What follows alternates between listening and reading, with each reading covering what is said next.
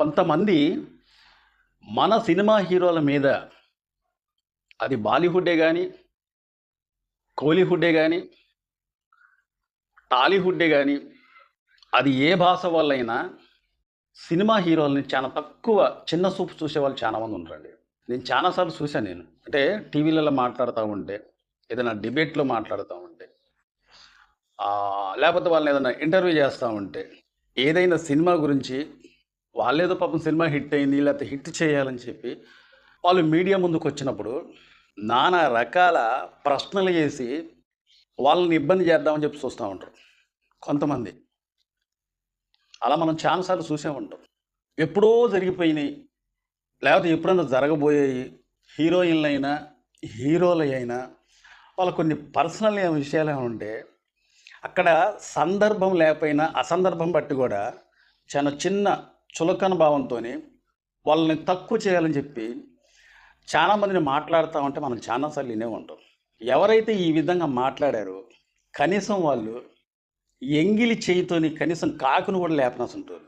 ఎందుకంటే ఏనాడు కూడా ఏదన్నా విపత్తు ఏమైనా వచ్చినా మన తెలుగు రాష్ట్రంలోనైనా లేదా వేరే రాష్ట్రంలోనైనా తుఫాన్లని మొన్న వచ్చిన ఒక 4-3 సంవత్సరాల క్రితం కరోనా లాంటిదైనా ఏదైనా కానీ ఏమన్నా వచ్చినా కానీ కనీసం వాళ్ళ దగ్గరికి వెళ్ళి సహాయం చేద్దాం, ఎంతో కొంత డబ్బున్న వాళ్ళే కొంతమంది సహాయం చేద్దాం ఏం ఉండదు. వీళ్ళు ఎప్పుడైనా సినిమాల గురించి ఏదైనా ఇంటర్వ్యూ అయినా ఏదైనా చేద్దామని చెప్పి ఒకళ్ళు వస్తే కొంతమంది వరకే వీళ్ళని చాలా చులకన భావం చేసి ఈ సినిమా విషయాలు పక్కన దోసి వాళ్ళ పర్సనల్ విషయాలు లాగి వాళ్ళు కొద్దిగా చులకన చేద్దామని తక్కువ భావంతో మాట్లాడుతూ ఉంటారు. పాపం చాలామంది హీరోలైనా హీరోయిన్లైనా నా ఉద్దేశం ఏంటంటే మన హీరోలు అది తెలుగు యాక్టర్లే కావచ్చు, లేకపోతే తమిళం వాళ్ళే కావచ్చు, లేకపోతే మలయాళం వాళ్ళే కావచ్చు, హీరోలు వాళ్ళు రియల్ హీరోలు కాదు, రియల్ హీరోలు. చాలా సందర్భాలు బట్టి ఎన్నో రకాల విపత్తులు వచ్చాయి ఎన్నోసార్లు కూడా వాళ్ళు కష్టపడి సంపాదించుకున్న డబ్బుని సీఎం ఫండ్స్కి చేరవేయటం, లేకపోతే ఆర్థికంగా ఏమన్నా ఇబ్బందులో ఉన్న వాళ్ళని వాళ్ళ దగ్గరికి వెళ్ళి సహాయం చేయటం, ఇలా చాలామంది చేశారు.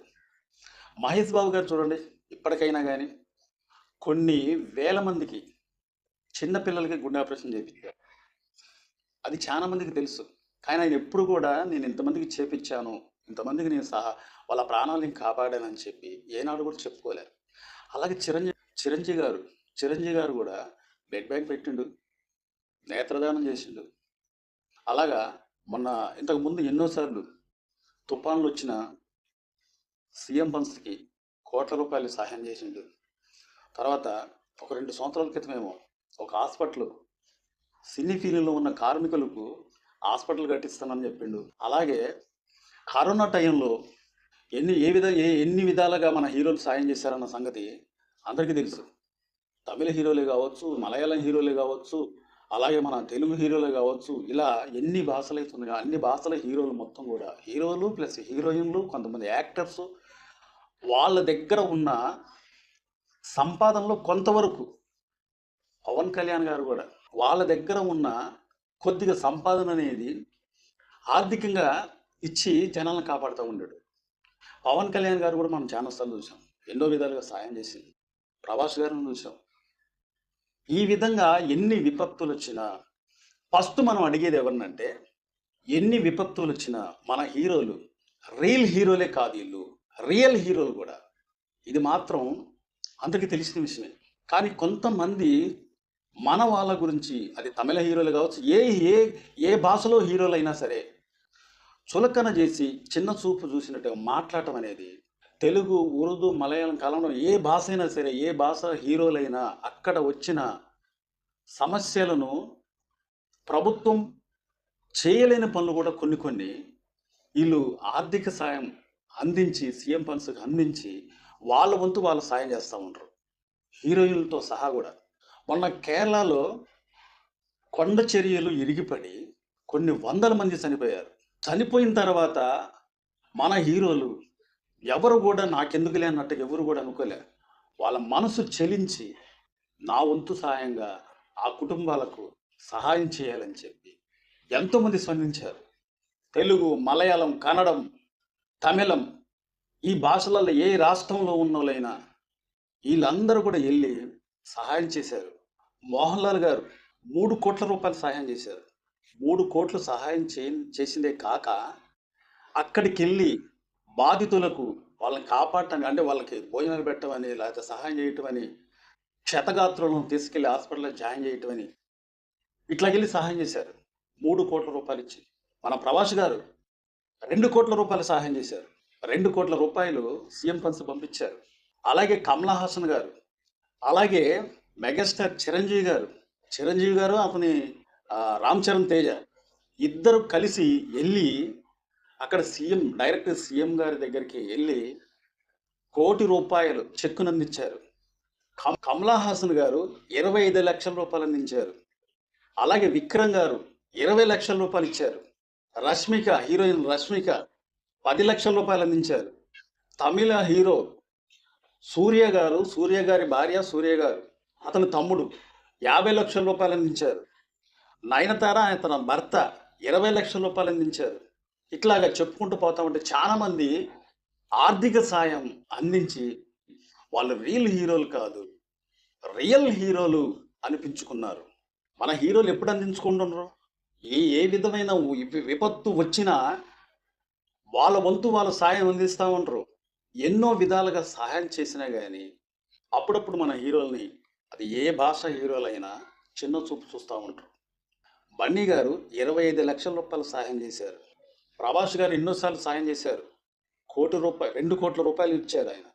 ఈ విధంగా ఎసంటి ప్రమాదాలు జరిగినా, ఏ రాష్ట్రానికి ఇబ్బందులు వచ్చినా ఫస్ట్ మన హీరోలు మాత్రమే వెళ్ళి అక్కడ ఆర్థిక సాయం అందించటం, క్షతగాత్రులకు వైద్య నిమిత్తం వాళ్ళకేమన్నా ఖర్చులైతే పెట్టుకోవటం, సీఎం ఫండ్స్కి అందజేయటం, ఈ విధంగా మన హీరోలు ఏ భాష హీరోలైనా సరే వాళ్ళు సహాయం చేయటం అనేది వాళ్ళకి ఇప్పటి నుంచి కాదు, వాళ్ళు ఈ విధంగా సహాయం చేయటం అనేది నేను ఎన్నాళ్ళ కాంచి చూస్తున్నా. కనీసం నాకు జ్ఞాపకం ఎరిగిన కాంచి కూడా ఎన్నో విపత్తులు వచ్చినాయి. భూకంపాలు వచ్చినాయి, సునామీలు వచ్చినాయి, కరువు కాటకాలల్లో ఇబ్బంది పడిన వాళ్ళు ఉన్నారు. అలాగే రైతులు నష్టపోయిన వాళ్ళు ఉన్నారు. వెడతెరప లేకుండా తుఫాన్లు పడుతున్నా కానీ, రైతులకి ఏమైనా నష్టం వచ్చినా కానీ ముందాల మన హీరోలు మాత్రమే ఆదుకుంటూ ఉంటారు, గవర్నమెంట్కి సహాయం చేస్తూ ఉంటారు. అదంతెందుకు 2-3 సంవత్సరాల క్రితం కరోనా టైంలో మన హీరోలు ఏ విధంగా సహాయం చేశారో మనకు తెలుసు. అవన్నీ మనం చూసాం. మన తెలుగు అగ్ర హీరోలు మొత్తం కూడా సహాయం చేసి ఎంతో కొంత వాళ్ళకు తోచినంత అంటే ఏదో వేలలు కాదు, లక్షలలో ఇచ్చిన వాళ్ళు ఉన్నారు, కోట్ల రూపాయలలో సహాయం చేసిన వాళ్ళు ఉన్నారు. ఈ విధంగా సహాయం చేసి మనకు ఎన్నో విధాలుగా ఆదుకున్నారు. చిరంజీవి గారు అయితే ఇంక చెప్పలేము. చిరంజీవి గారు అయితే ఆక్సిజన్లు కూడా పంపించిండు. కరోనా టైంలో చిరంజీవి గారు 30 కోట్ల రూపాయలు అతను సొంత డబ్బులు కష్టపడి సంపాదించి, చెమట ఓర్చి సంపాదించిన డబ్బులు 30 కోట్ల రూపాయలు పెట్టి అతను ప్రజల కోసం ఆక్సిజన్లు పంపించిండు. ఆక్సిజన్లు ఆ టైంలో ఎంతోమంది ఉపయోగించుకొని బ్రతికిన వాళ్ళు ఉన్నారు. దానిలో నేనొకరిని.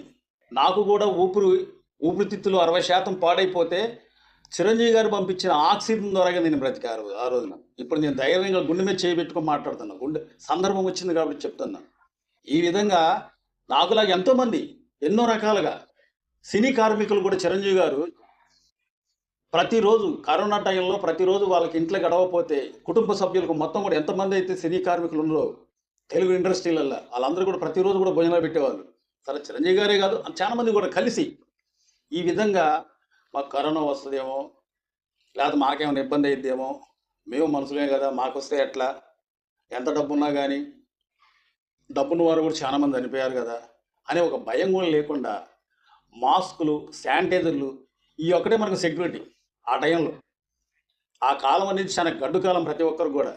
అసలు రోజులు అనేది మళ్ళీ రాకూడదు ఎవరికి కూడా, ఎక్కడ కూడా, అసలు ప్రపంచంలో ఎక్కడ కూడా అసలు రోజులు అనేది రాకూడదు. కానీ ఇప్పుడు ఎందుకంటున్నారంటే అసంటి అసంటి ప్రమాదకరమైన కాలాలలో కూడా కాపాడిన వాళ్ళు మన హీరోలు. సో మన హీరోలు సినిమా హీరోలే కాదు, ఒక్కొక్క టైంలో మనల్ని ఆదుకునే వాళ్ళు కూడా, అది ఏ భాష అయినా సరే, తెలుగు, తమిళం, మలయాళం, కన్నడం, ఇసంటి ఏ భాష అయినా సరే, మన హీరోలు ఆపదలో ఉన్నప్పుడు ఆపద్బాంధవుల్లాగా ఆదుకునే రీల్ హీరోలే కాదు, రియల్ హీరోలు కూడా. మా వీడియో చాలా మంది చూస్తున్నారు కానీ సబ్స్క్రైబ్ చేసుకోవట్లేదు. మీ సబ్స్క్రైబు, మీ కామెంట్లు, మీ యొక్క లైక్సే మాకు మళ్ళీ మళ్ళీ మళ్ళీ మళ్ళీ మంచి వీడియోలు చేయాలనిపిస్తూ ఉంటుంది. మా వీడియో నచ్చితే సబ్స్క్రైబ్ చేసుకోండి. మరో వీడియో కోసం ఎదురు చూడండి. Thank you.